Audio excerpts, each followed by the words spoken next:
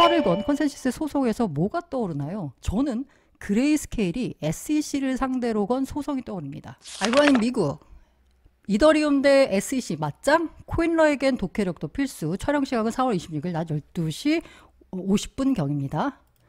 자, 일단 이더리움 가격 볼게요. 이게 달러 대비한 민트색이 이더리움 가격이고요.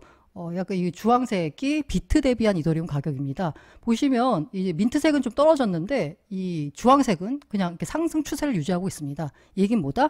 네, 비트 대비해서 조금 올랐다. 다만 달러 대비해서는 떨어졌다라는 겁니다. 이 얘기는 뭐예요? 비트도 떨어지고 이더도 떨어졌는데 상대적으로 이더가 덜 떨어졌다라고 보시면 됩니다. 어쨌든 이더리움에 있어서 가장 관심이 있는 건 이더리움 ETF 승인이냐 아니냐라는 거잖아요. 일단 당장 있는 이더리움 ETF에 대해서는 SEC가 연기 결정을 내렸습니다. 자, 보시면 아시겠지만 퍼스트, 세컨드, 서드 데드라인이 있어요. 이거는 미뤄도 됩니다. 그런데 미룰 수 없는 마지막 파이널 데드라인이 있습니다. 이 파이널 데드라인 중에 가장 먼저 다가오는 게 바로 바네크 이더리움 ETF 5월 23일입니다. 이날 이전에는 무조건 이날까지는 결정을 내려야 됩니다. 블랙록 같은 경우에는 파이널 데드라인이 지금 현재 8월 7일이거든요. 요거 관련돼 가지고 블랙록이 최근에 수정안을 냈어요. 그 수정안 관련돼서 SEC가 피드백을 수렴하고 있고요. 블랙록의 최종은 8월 7일입니다. 반액이 5월 23일이고요. 자, 시장에서는 5월 승인이 거부될 것 같다라는 게 대세입니다. 로이터가 보도를 했는데요. 아마 내달, 그러니까 5월이죠. 이더리움 현물 ETF 승인 거부할 것 같다라고 했습니다. 왜냐하면 그 승인을 하려면 SEC가 이 운용사들한테 뭔가 질문을 많이 하고 뭐 고쳐와라, 뭐 고쳐와라 하면서 굉장히 면밀한 회의가 이루어져야 되는데 그 상호 간에 소통이 없다는 거예요. 이 얘기 뭐다? SEC가 안 해줄 것 같다라는 거죠. 사실 트레이더들 역시 예측 시장 있잖아요. 그 폴리마켓에서도 이더리움 ETF 5월 승인 가능성에 대해서 10% 선으로 보고 있습니다. 안 될 것 같다라는 거죠. 스탠다드 차타드 역시 5월 승인 가능성은 낮다라고 보고 있습니다. 다만 스탠다드 차타드는 이더리움의 목표 가격은 연말에 8,000달러 갈 거야. 승인이 안 됨에도 불구하고 이더리움 가격 상승에 대해서 전망했습니다. 자, 이러고 있는 와중에 갑자기 뉴스가 나왔습니다. 이더리움 인프라 개발사 컨센시스가 있죠. 여기가 SEC를 상대로 소송을 제기했습니다. 자, 컨센시스는 텍사스 연방법원에 서류를 제출했습니다. 이더리움은 증권이 아니다 라고 강조하면서 이를 법원이 확인해 줄 것을 요청했습니다.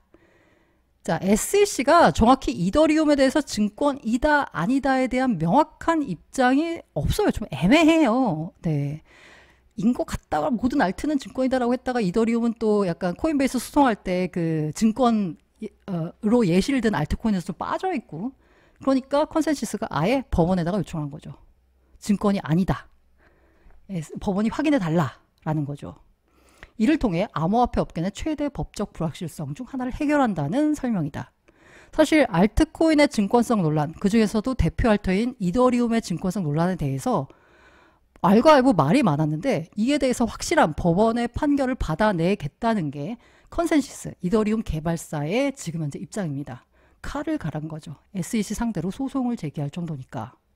그리고 SEC는 이더 현물 ETF 승인에 대한 의견서를 제출하면서 이더리움의 포스의 잠재적 사기 조작에 대한 SEC의 우려에 반대한다. 그러니까 ETF 승인해 달라라는 겁니다.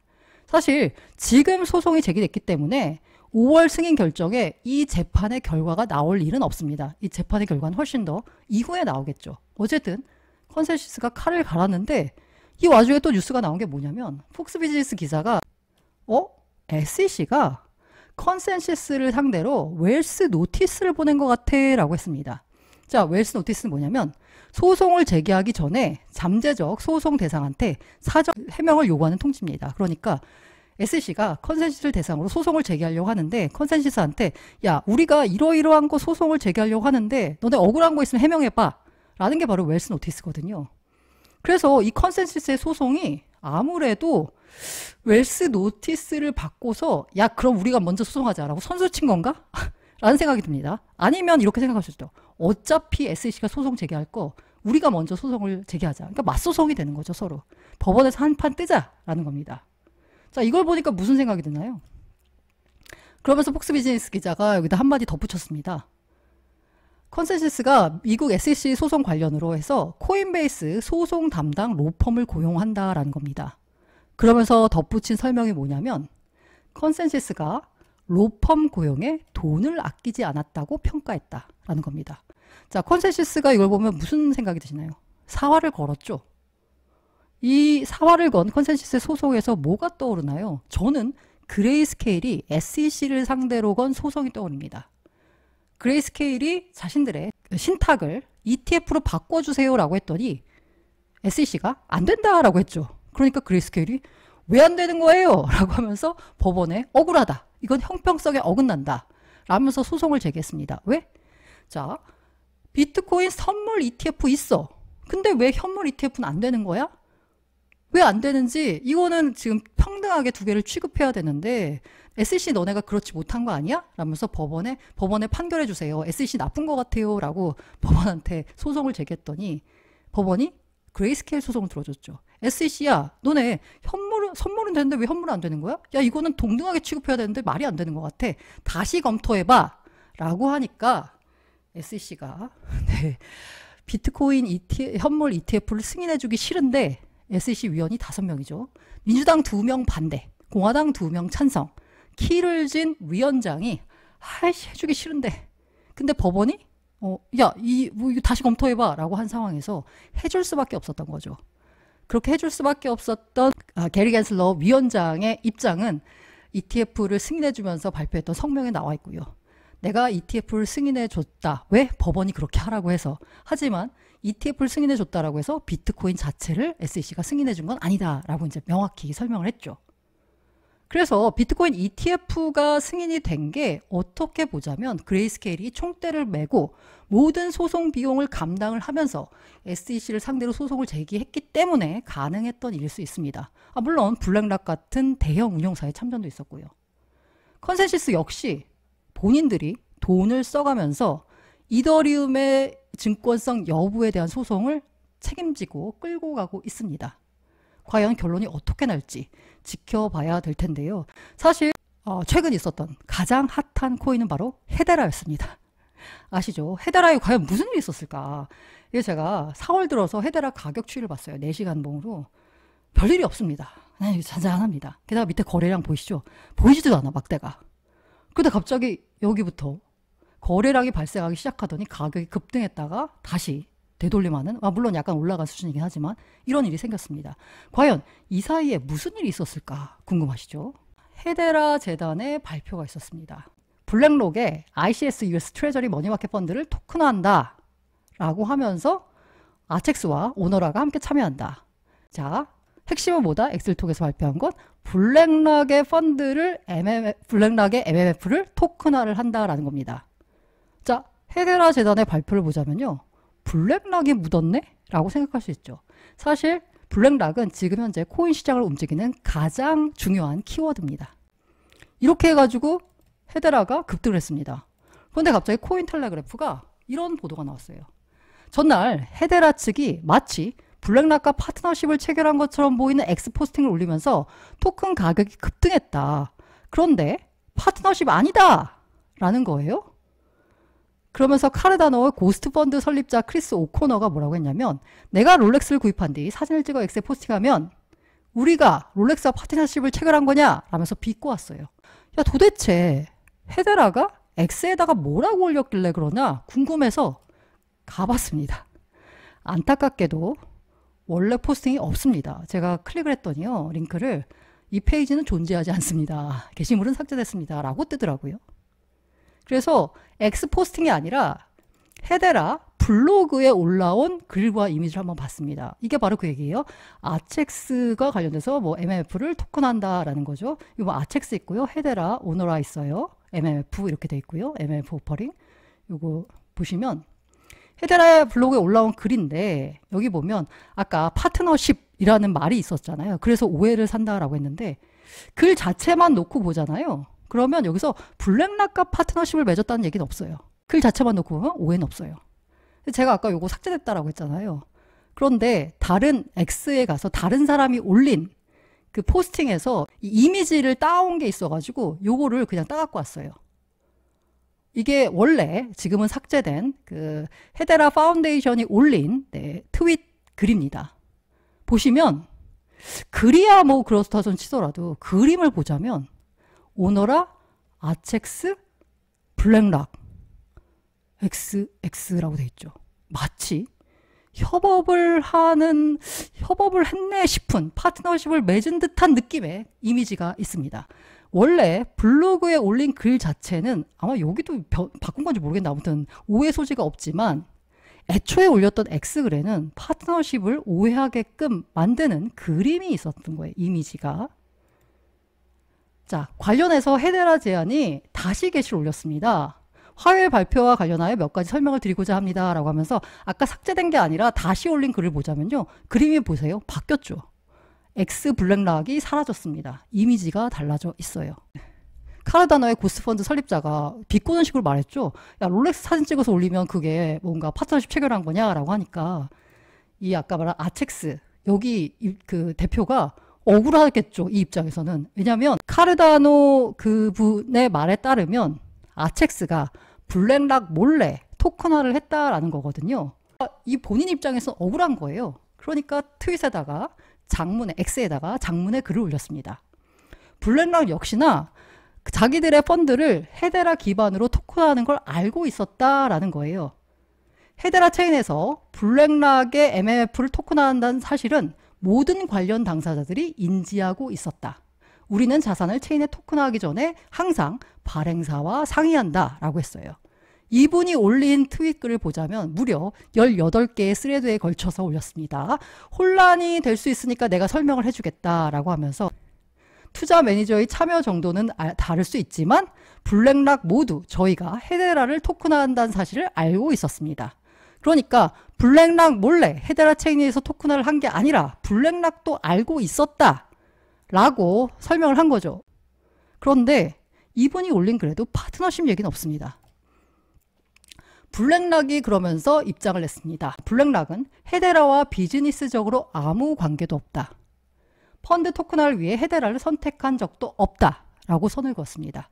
자, 블랙락이 우리 관련 없어 라고 하니까 앞서 보여드린 대로 토큰 가격이 이렇게 급락을 한 겁니다. 이게 무슨 얘기지? 라고 보자면요. 사실 블랙락 입장에서 뭐냐면요. 원래 MMF가 있습니다. 그 MMF를 아첵스라는 디지털 자산 플랫폼이 헤데라 체인 위에서 토큰화를 한 겁니다. 블랙락 입장에서는 당연히 파트너십이 아니에요. 그냥 원래 있는 펀드를 아첵스가 헤데라 체인 위에서 토큰화 한 거죠. 그래서 토큰화 한 건 블랙락도 알고 있대요. 하지만 이건 파트너십이 아니죠.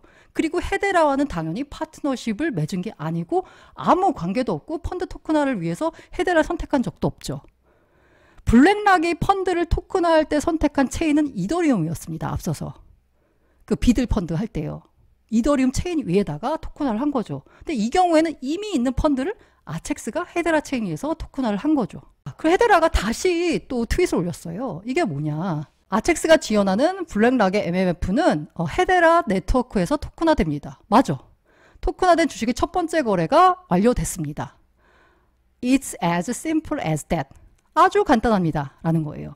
블랙락 펀드가 헤데라 체인에서 토큰화가 됐고 첫 번째 거래가 완료됐고 헤데라 입장에서는 간단한 건데 뭐가 문제냐 라고 헤데라가 자기 X에다 쓴 거예요. 파트너십 논란이 있을 게 없다. 우리는 애초에 파트너십이라고 말한 적이 없어 라는 거예요. 그런데 문제는 뭐냐면 아까 이런 사진인 거죠. 이게 유시스가 쓴 기사인데요. 1조 거래된 코인, 거래량이 무려 1조 나왔습니다. 거짓 협업 드러나 40% 폭락 이렇게 했었어요. 여기서 보자면 이렇게 올린 게 이 헤데라가 의도적으로 한 거 아니냐라는 의혹이 있는 거죠. 헤데라 측이 블랙락과 협업임을 암시하는 파트너십을 연상하는 모호한 문구와 이미지를 사용한 건 사실입니다. 이 사진 특히 이거 마치 협업 같은 느낌인 거잖아요. 헤데라 입장에서는 무슨 소리야. 그냥 블랙락 펀드 헤데라 체인에서 토큰하는 거 맞잖아. 우리 그렇게 쓴 거라잖아. 라고 억울할 수 있겠지만 이렇게 시장이 오해했다면 협업이 아니다라고 확실하게 말했어야 됩니다. 헤데라 재단이요. 헤데라도 어떻게 보자면요. 야 이거 시장에서 오해한 거지. 우리는 한 번도 협업이란 말을 쓴 적이 없어. 실제로 협업이란 말 쓰진 않았습니다. 파트너십 이런 말 쓰진 않았어요. 하지만 오해가 가게끔 쓴 거죠. 이렇게 오해가 가게끔 쓴 것도 문제가 있고 이렇게 시장이 오해를 했으면 어떻게 보면 즐긴 거죠. 아, 시장이 오해한 걸. 그게 아니라 바로 잡았어야죠. 확실히 했었어야죠. 협업은 아니고 블랙락 MMF를 헤데라 체인 위에서 아첵스가 토큰한 거야 라고 확실히 했어야 되는데 그걸 안 한 거죠. 그러다 보니까 뭐 헤데라의 본심이 어떤지 모르겠습니다만은 이런 오해를 살 수밖에 없었던 거고요. 오늘 나온 뉴스가 있습니다. 이 와중에 제가 템플턴의 굴욕이라고 했는데 무려 프랭클린 템플턴은 뮤추얼펀드 토큰 P2P 전송 지원 위해서 3.8억 달러짜리 국제펀드를 토큰화했습니다. 어디서? 폴리곤과 스텔라 블록체인에서요. 그런데 폴리곤도 그렇고 스텔라도 그렇고 가격에 별다른 변화가 없어요. 자, 이건 똑같습니다. 템플턴의 펀드예요. 블랙락의 펀드가 아니고. 자, 헤데라에서 토큰화가 아니라 폴리곤과 스텔라 위에서 토큰화가 됐어요. 그런데 헤데라 아까 급등했었는데 폴리곤과 스텔라는 변화가 없습니다. 심지어 이거는 원래 있던 펀드를 아첵스가 토큰화한 게 아니라 프랭클린 템플턴이 자기네 펀드를 자기가 토큰화했어요. 그런데도 불구하고 해당 체인의 가격 변동은 그닥 없습니다. 누구의 굴욕일까요? 앞서 말씀드린 대로 블랙락이 비드를 이더리움 체인 위에서 토큰화했지만 이더리움의 가격 변동은 없었어요. 그렇다는 얘기는 헤데라가 의도했건 의도하지 않았건 이 포스팅을 파트너십으로 오해했다는 거죠. 첫 번째, 재단들 이러지 마시고요. 이렇게 오해하게끔 뭔가 쓰지 마시고 똑바로 써주시길 바라고요. 두 번째로 이게 나오면 일단 투자자들 역시나 일단 의심하고 봐야 됩니다. 이게 진짜 맞아? 특히나 뭔가 크립토 기업이 대기업과 글로벌 기업과 뭔가 했다라고 발표할 때는 진짜가 맞는지 그 상대 기업에서도 인정하는 내용인지를 확인하는 습관을 들여야 됩니다. 이것만 보고 무지성으로 이렇게 매매에 뛰어들었다가는요, 고점에 물리는 일이 생길 수 있었거든요. 재단도 명확하게 표시를 해줬으면 하고요. 이런 식으로 오해할 수 있을 만한 이런 식의 포스팅 이건 안 되고요. 그리고 투자자 역시나 이것만 보고서 덜컥 믿는 게 아니라 2차, 3차 확인하는 습관을 들여야 되는 게 바로 코인에 투자할 때 손해를 보지 않는 투자 습관이 아닐까 합니다.